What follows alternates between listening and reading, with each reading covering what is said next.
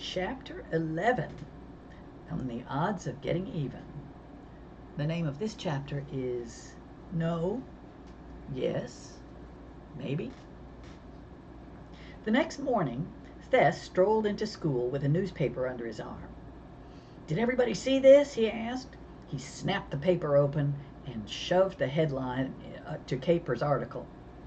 Tupelo landing stunned by church heist. Escaped con, top suspect. Dale didn't look up from his applications. In fact, he didn't look up all day.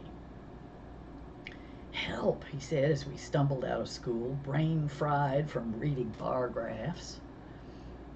As if bar graphs could survive in the real world. Dale opened his backpack and tipped it toward us. More applications. Skeeter had them in the office. Harm's mouth dropped open. "How many have you got?" "A Brazilian," Dale said. "Dale," I said, "Brazil is a country, not a number." "If you want to go all nitpicky on your best friend," he said, his voice rising, "I thought applications would be easy, but when I read these, I get brain glob." He whirled to face us. "Why did I put essays on the application? Do I think I'm a teacher?" "Calm down, Dale," Harm said. "Maybe we can help." "Good," Dale said. "I deputize you both onto the puppy committee. First meeting starts now." He hopped on his bike and zipped toward home. Harm looked at me, his dark eyes full of surprise. "The puppy committee, congratulations," he said, and we sailed off behind Dale. As Dale dealt out the applications in his room, the living room phone rang. Miss Rose answered, her voice drifting to us. "She's talking to Bill," Dale said, listening. "Her new boyfriend." She laughed as easy as water over stones. I'd forgotten how much I missed that sound. "She sounds happy," I said. "Harm and me will screen the applications, but the final decision's up to you. We'll divide them into no, yes, and maybe." Outside, the guineas squawked. "Hold on, Bill," Miss Rose said as someone tapped on the front door. "Dale," she called. "More flowers, baby." More flowers? Dale trotted out as Susanna Lowry zipped past the window and jumped into a getaway Chevy at the road. "Flowers?" Harm said. "Does Susanna like Dale too?" I thought Sal liked him. And since when did girls give guys flowers?" "Never mind," he said before I could answer. "I like tulips, in case you ever want to know." "Mums," Dale answered, setting a flower pot by the terrarium. "I got more on the back porch. If you want some, also candy and the book, What Sign Is Your Pet?" from kids wanting puppies. "Dale's getting puppy kickbacks." "Mums?" Harm said. "They're cheery. Gramps might like them." Dale nudged the bright yellow flowers over to him, unwrapped 3 candies, and pushed them into his mouth. "The committee is not in session," he said, and we went to work.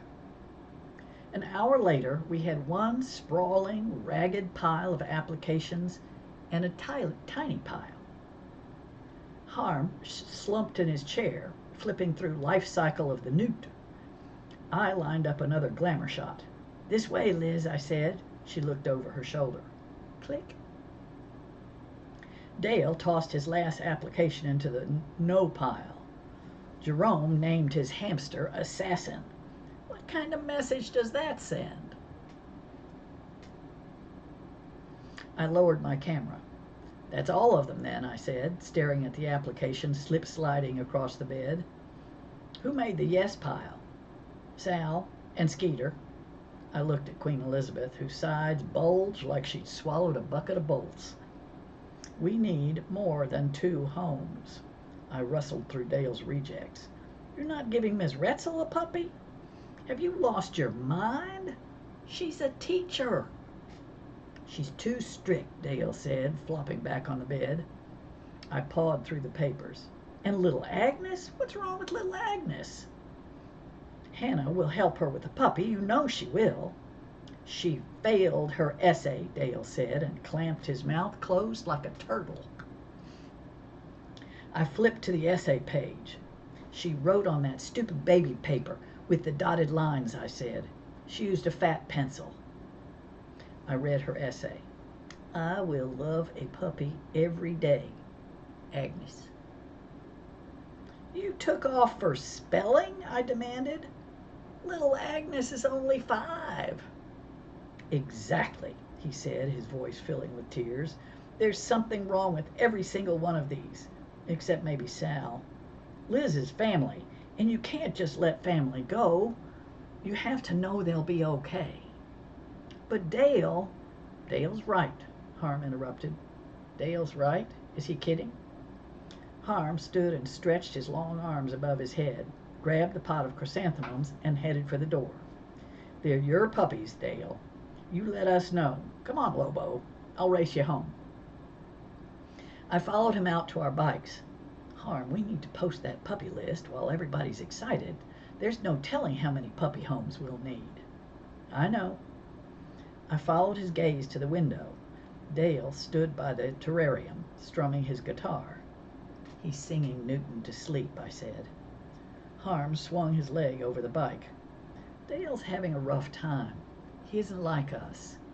We lost our first worlds all at once in an instant. You in the flood on the day you were born, me when Flick dumped me here to make a life if I could. But Dale's losing his an inch at a time.